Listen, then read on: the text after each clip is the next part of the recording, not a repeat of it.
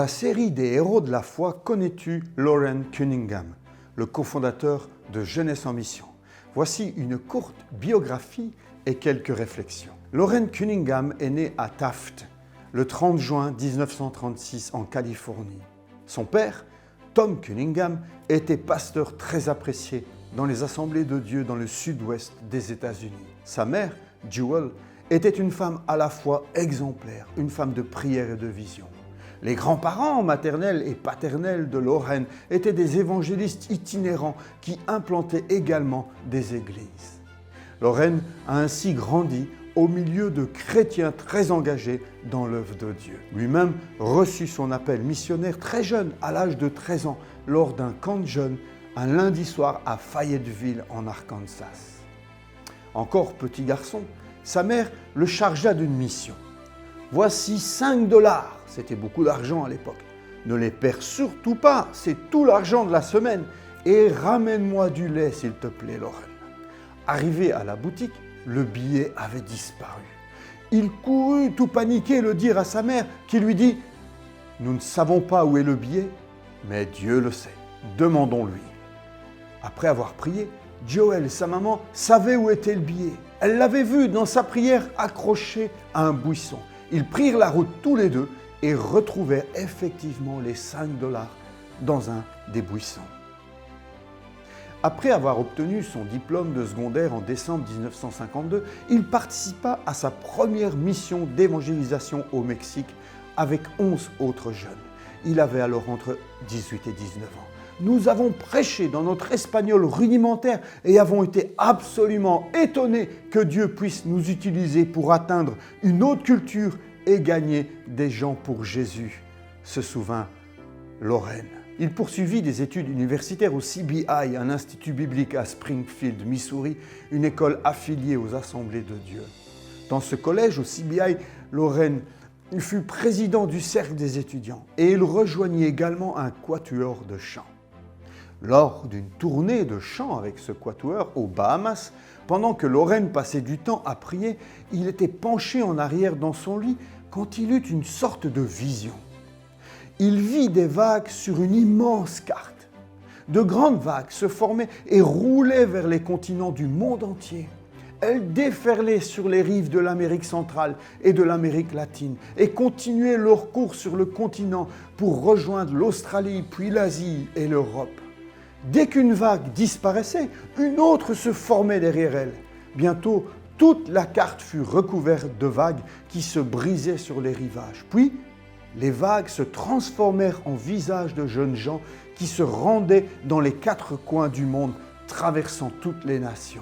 Ensuite, l'image disparut, aussi rapidement et de manière aussi inattendue qu'elle était apparue. Mais Loren resta agenouillé, songeant à la chose extraordinaire qui venait de se produire.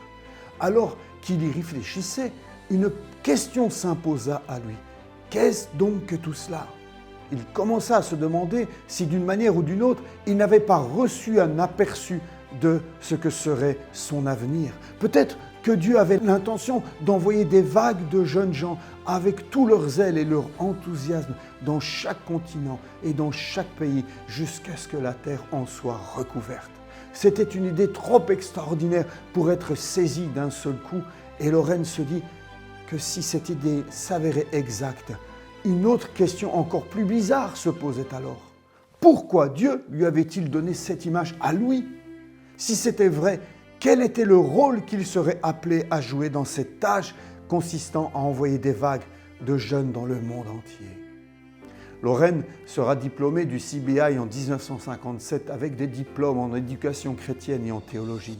À son retour en Californie, il prit un poste de pasteur des jeunes et de directeur musical dans une église. Mais cela ne l'empêcha pas de poursuivre d'autres études et obtenir encore d'autres diplômes jusqu'en 1960. Pendant qu'il était pasteur, le désir de Loren de mobiliser les jeunes dans les missions ne s'est pas estompé, au contraire. Et au printemps 1960, il dirigea plus d'une centaine de jeunes dans une campagne d'évangélisation à Hawaï. Cette mission confirma sa conviction que les jeunes pouvaient être efficaces sur le champ missionnaire. Pour mieux comprendre les besoins de la mission, il démissionna de son pastorat, vendit sa voiture et acheta un billet d'avion pour faire le tour du monde à bon marché. Il se rendit seul au Japon, à Hong Kong, au Vietnam, au Cambodge, en Thaïlande, au Sri Lanka, en Inde, au Pakistan et en Égypte, au Liban, en Jordanie, en Israël, en Turquie, et il finit son tour du monde par quelques pays d'Europe, visitant les contacts missionnaires de ses parents et parlant dans les églises. Partout où il allait, il était confronté à des besoins énormes. Si le monde devait être atteint par l'Évangile, conclut-il, il faudrait des hommes et des femmes de toutes les églises chrétiennes et de toutes les générations travaillant ensemble dans la mission. De retour de voyage, il créa Youth with a Mission, Jeunesse en mission en français. Il se maria avec Darlene en juin 1963.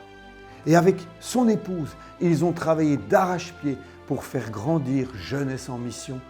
Avec les années, ce sont des milliers de jeunes qui ont été formés et qui sont partis sur tous les continents pour d'une part venir en aide aux plus démunis et d'autre part annoncer l'Évangile. Des bases de jeunesse en mission où des jeunes pouvaient se former pour partir en mission se sont développées dans de nombreux pays aux quatre coins du monde. Par exemple, lors des Jeux olympiques de Munich, environ 1000 jeunes djémiens, c'est comme ça qu'on appelle les jeunes de jeunesse en mission, des djémiens, ils étaient présents au moment de la prise d'otage dramatique des athlètes israéliens par les terroristes palestiniens. Ces jeunes chrétiens furent utilisés par Dieu pour consoler et annoncer la bonne nouvelle à tous ces athlètes et ces visiteurs du monde entier choqués par cet attentat terrible.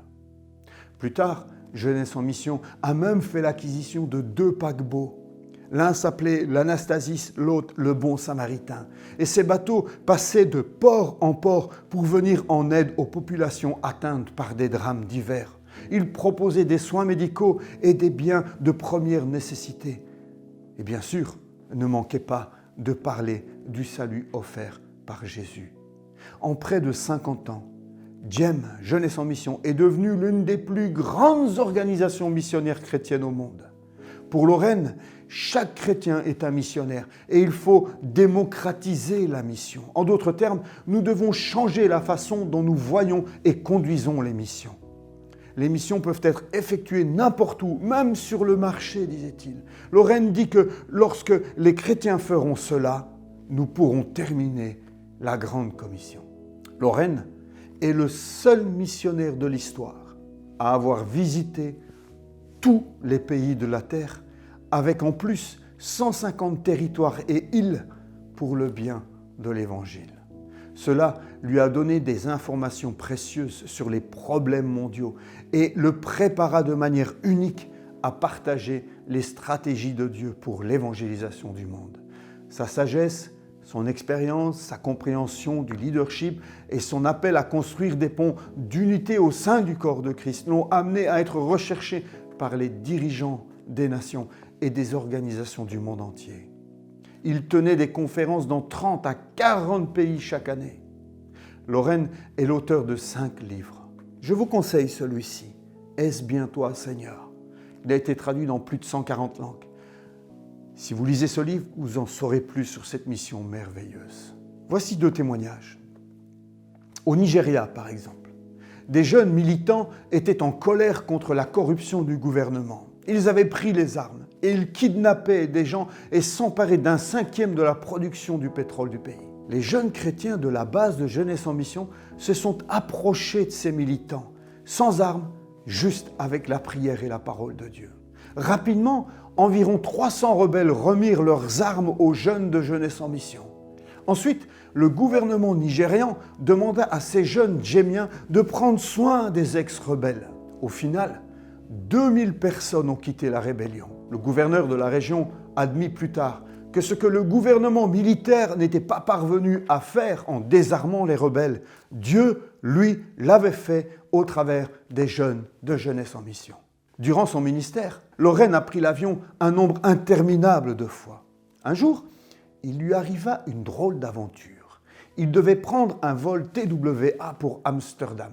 Lorsqu'il monta dans le Boeing 747, il sentit que Dieu lui demandait de prier pour que l'avion ne décolle pas avant qu'une découverte soit faite à bord.